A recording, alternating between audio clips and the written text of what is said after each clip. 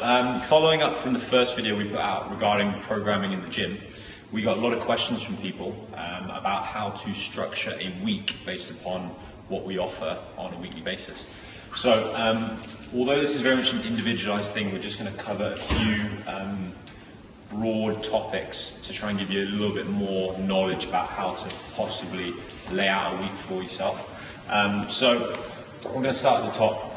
This is one of probably the most important things which I would say to someone that they need to consider, is that how much available time they have on a weekly basis to commit to their training. And that's going to be very much down to you as an individual in terms of how much you want to come in and commit, what you have going on outside the gym in terms of work and family to make sure you can balance it out. So figuring that out is probably a good starting point for most people, how many times per week you'd like to commit to your training.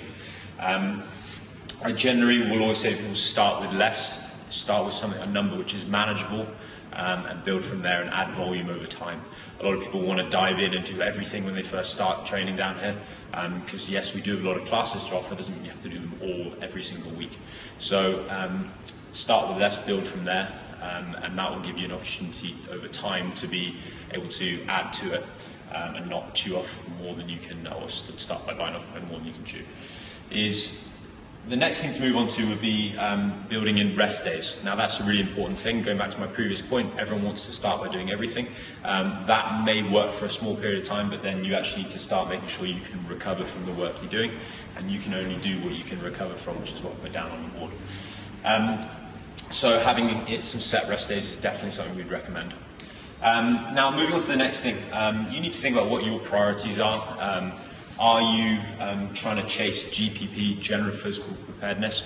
Do you want to try and be balanced in your strength work, your conditioning work? Do you want to enjoy maybe a kettlebell class a week or a weightlifting class?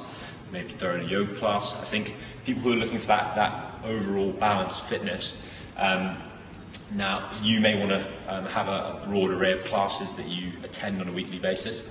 Other people may want to have a bit more of a sport-specific approach. So if people choose to compete in things like CrossFit as a sport or weightlifting as a sport, they may want to bias their training slightly more towards attending those classes as opposed to having an array of classes. You may also want to prioritize stuff based upon what you would like to improve as an individual. So attending certain days based upon what we tell you we're doing to make sure you're attacking the things which you think need most improvement.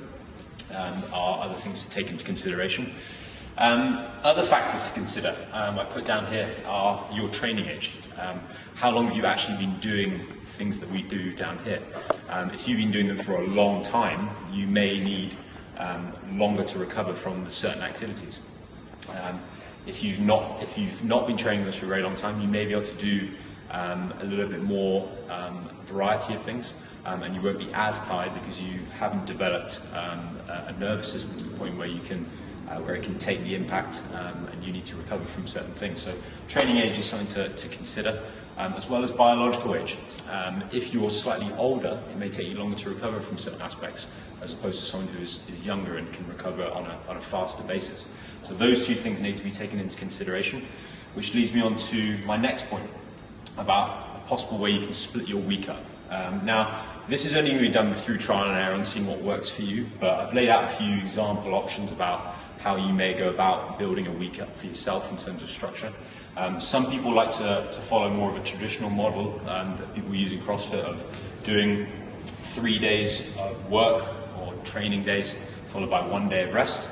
That works for a lot of people quite successfully. Other people, I know I fall into this next category, train for 2 days on and then they take a day of rest. And some people, if they are potentially a little bit older or have been training for a longer period of time, they may need to approach training with a 1 day on, 1 day off approach in terms of how their week is built, because they need that little bit more time to recover between sessions. So these are things to consider as you put together a week for yourself. So we hope that gives you a little bit more insight into how you could potentially structure things for yourself. As always, if you've got any further questions, then please don't hesitate to come and speak to one of the coaches.